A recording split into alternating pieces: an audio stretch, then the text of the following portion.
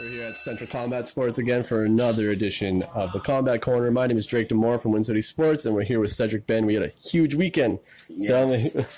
Oh man, so yeah, I guess no way to get around it. We had the biggest upset in boxing in a long time. Some people would say the biggest upset since Buster Douglas beat Mike Tyson in the early 90s. But I would say it was more closer, and I'll get more detail about this after, but more closer to when Rahman upset Lennox Lewis in the early 2000s. And I think it's more because of the perception that this Andy Ruiz guy was a bum, not a good fighter. But that's just the perception, not the reality. The reality is that this guy, Andy Ruiz, since an amateur, he's been a heavyweight since he started boxing. So he's in a kind of in a funny place where even though he's been boxing his whole life, he's been a heavyweight his whole life. So he's never actually had to cut weight or watch what he had to eat. So it can't get any more perfect description as like that old saying, "Don't judge a book by its cover," because obviously just by looking at him, you would never guess that this guy, could even have the cardio to last that long. But that's where the perception came from, right? Exactly, 100%. But just that the muscle memory from going through those motions, from training from all those years, he has that cardio to last that long. Well, it alludes to what you're always big on, is just fucking mastering the fundamentals and stuff like that, right? Mastering the fundamentals, exactly. You don't have to be a Greek god; you can still knock them out. If you train for 25 years or whatever. Exactly. I'm sure a lot of guys walked into the gym and canceled their gym memberships with inspiration of Andy Ruiz. Yeah, like Fit for Less gym member, like or Good Life gym memberships, not their boxing. Exactly, and I think to be honest with you, I think AJ Anthony Joshua was one of his. Obviously I've never been in one of his training sessions. I'm just going this just by my observation of seeing him fight. It looks like he's spending a little bit too much time in the weight room and not enough time like perfecting his craft, which is the boxing, and I don't just mean tough sparring, but even technical sparring, whether you're just doing stuff, just working your jab or working your defense. I really believe he needs to focus a little bit more on that and less. And I'm just going by all, every other video that I see of him on, whether it's on YouTube or Instagram, if him doing these, not crazy exercises, but it's like, workout exercises. So I think that was the main thing. If you haven't seen the fight, quick recap. I actually gave AJ the first 2 rounds. It was close, first 2 rounds. I just thought he was feeling it out. In the third round, he actually dropped Andy Ruiz with a big left hand.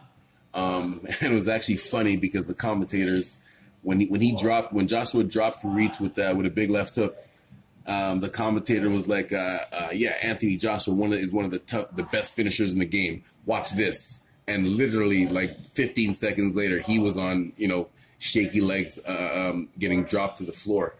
Andy Ruiz is one of those perfect examples of someone who just straight up has heavy hands. I watched a few of his old fights, and it's like when he hurts guys, it's not even a punch that you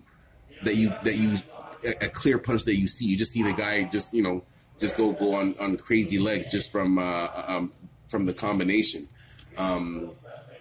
So yeah, man, I think if Josh, and then just going on with the fight, he dropped him in the third round. Almost looked like Anthony Joshua was out, but he survived that round. He took the fourth round to kind of coast.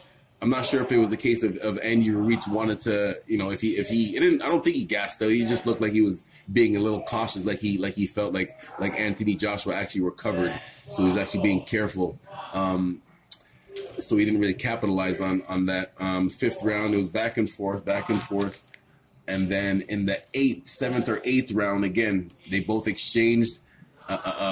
Joshua landed a big right hand on Andy Ruiz. He ate it and then came back in. It was in the middle of a flurry that was the counterpunch from Andy Ruiz onto Anthony Joshua, dropped him, and this is where the craziness happened. So you can clearly see there's a few things that Anthony Joshua did that again make me realize that he did a few rookie mistakes. he clearly spit out his mouthpiece when he was on one knee, which is a clear indication of, you know, just trying to buy some time. Yeah. Whatever. If you kind of do it, is there like penalties or anything for that, or points deducted? Or? If the referee can see that you blatantly did it, you know, sorry, you get let it punched slide in your the mouth. first time. Yeah, exactly. But if it happens like 2 or 3 times, that's pretty obvious. Yeah, then you're just it's like delay a game. Yes, exactly. So, but and. Of course, the camera angle was right on Adrian when he was on his one knee. He clearly like spit it out voluntarily. It wasn't like he just dropped out. Yeah, it wasn't dropped out. His jaw and was then he got up and actually he got up at the count of 8 and turned around and walked to the corner. Before I say all this, just the reason why I'm going through this specific description of how the fight ended is because some people are saying there was a little bit of controversy. I really don't believe there's any controversy, especially when you're thinking about safety first. So, and I'll get to that part in a second. So he gets up at the count of 8 and turns around and walks to the corner. Like you're supposed to show the referee, like show a clear indication that you're ready to continue. And to go forward. Exactly. Right? Like literally that movement of just stepping forward is what they're going to consider what you just said. Yes, exactly. So he turns around, walks to the corner, puts his both hands on the rope like he's just chilling. Now this is where, you know, the referee and the coach have to, you know, step in and don't let the fighter let their pride get in the way. You know, there's an old saying that, you know, your pride will get you killed. You know, most fighters just for the fact that they're brave to get up and fight somebody in the ring, they don't want to make themselves believe that they want to quit, even though their body language might be saying something different. Yeah. A lot of times you see a guy all messed up, and then, you know, the they're referee literally out, and they want to go back. Exactly. They still know where they are. Exactly. And so, so he did. So when the referee said, "You want to continue? You want to fight?" Yes, he did. He did say yes and nod his head, but his body language clearly said he was bro. I'm not ready. Because as he's saying yes and the referee said, "Come forward." He's like, yeah. His arms were still on the ropes, like just chilling. And even when the referee walked up to it and waved this, you know, the referee goes like this to wave their hands. Even when he protested, he was like, "What?" His hands were still chilling on the ropes. So it's like, you know, we've seen cases before where a referee might step in a bit early, and if the fighter really believes that it was stop early, you know, they see him like going crazy, like, "Well, you know, what the hell are you doing? Like, why'd you stop it early?" You know, you see him making a fuss, like running around the ring or the cage, complaining about it. He did not seem, he didn't really complain too much, you know. And that brings me to my other point. I apologize if I'm just rambling on. You can jump in at any point. That brings me to my other point about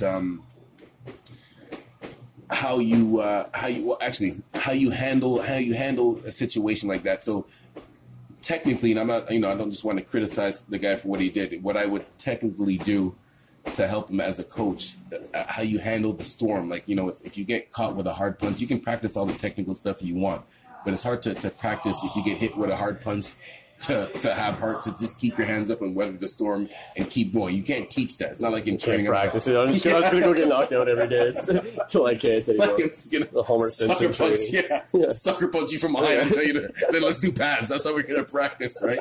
So but however, one quick drill that you can, the closest thing that you could do to simulate being all dizzy and still having to stay focused in the match is, you know, something that probably we've all done as a little kid, and this is something that you can practice. So, you know, if you have a partner, someone that's going to hold pads for you, so what you're going to do with your gloves on is just stand up and put your hands up to your shoulder level and just spin around in a helicopter with your eyes closed. You know what I'm talking about? Like, you know, something that little kids do. Yeah.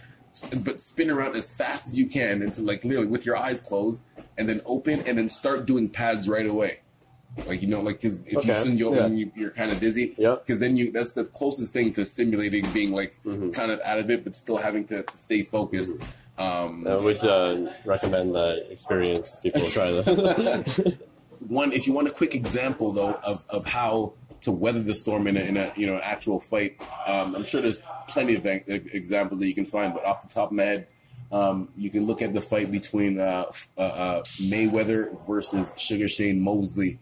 In the third, I believe it was the third round, where Sugar Shane clearly hurt Mayweather, like stumbled him twice, and then simply, he won that round. But then after that, Mayweather walked him down. Like as he was hurt, he kept his hands up, walked him down, throwing just one punch at a time and covering up, but still kept his composure in his boxing stance, and then won every single round after that. So if you want to take a look on how a perfect example on how to weather the storm, one of the defensive masters, check that fight out. Yeah, that's pretty much our tip of the week. And I do want to come back to the fight really briefly. Yeah. Get your opinion on this. Did you see any of the alleged controversy that AJ may have taken a dive in this fight?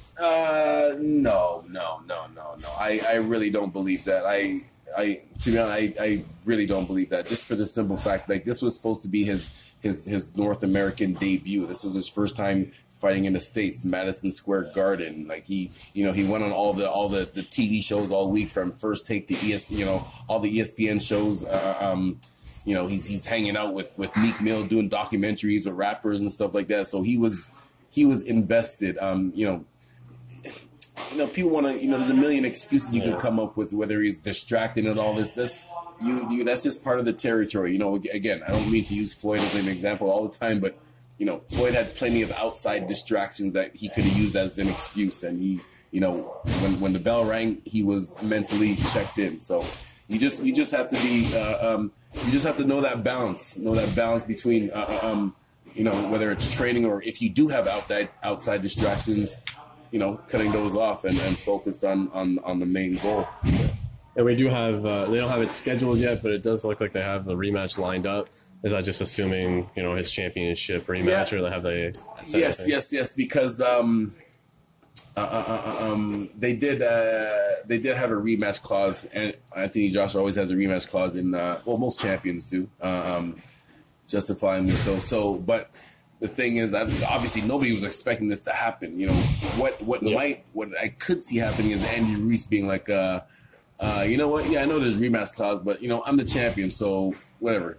I'll pay some extra money for a lawyer to try to wiggle my way out of that, and then go from there. I don't know, but if he might go over to the UK, depending on how much money they wave in front of him. He got paid about $5 million for this one. A guy that nobody's ever heard of. He got paid $5 million. I tell you, people about the boxing money. People think boxing's dead.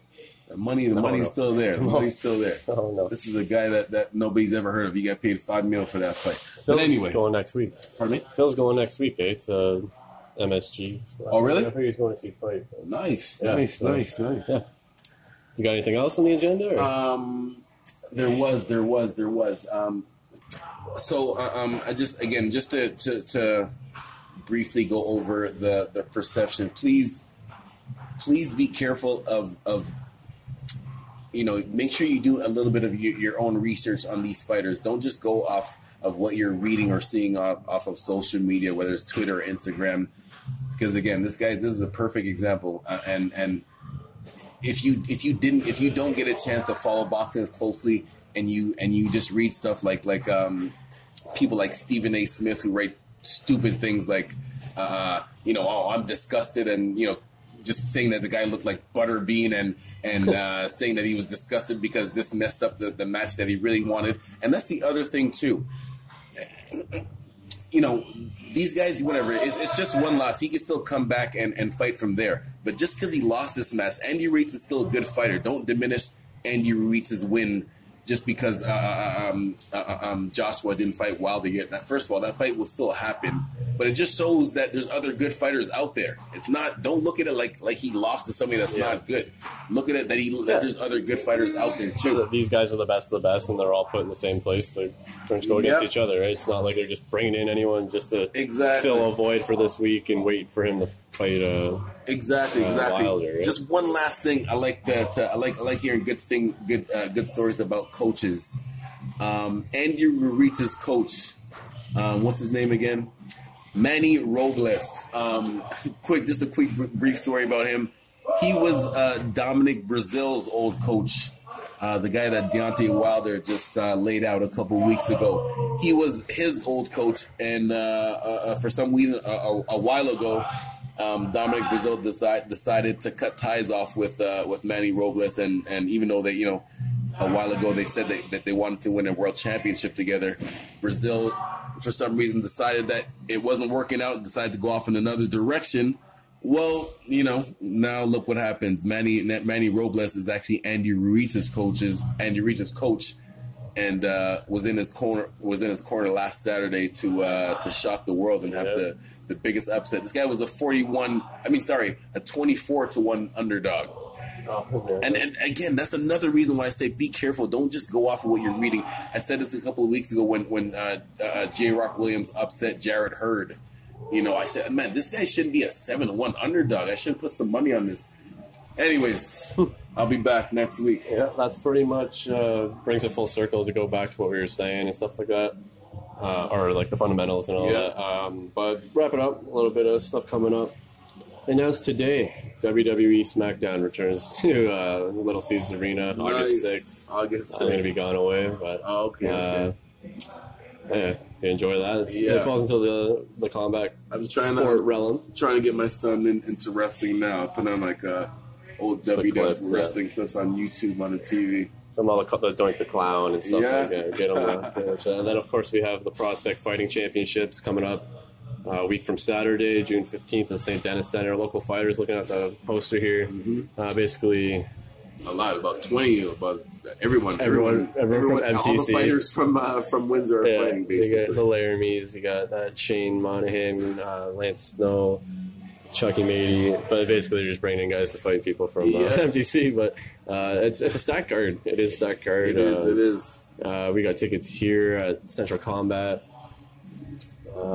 Jurassic Park's going down again on Friday. It is. I think it'll probably be about the time this comes out. Series is tied 1-1 right now. The Raps lost a close game.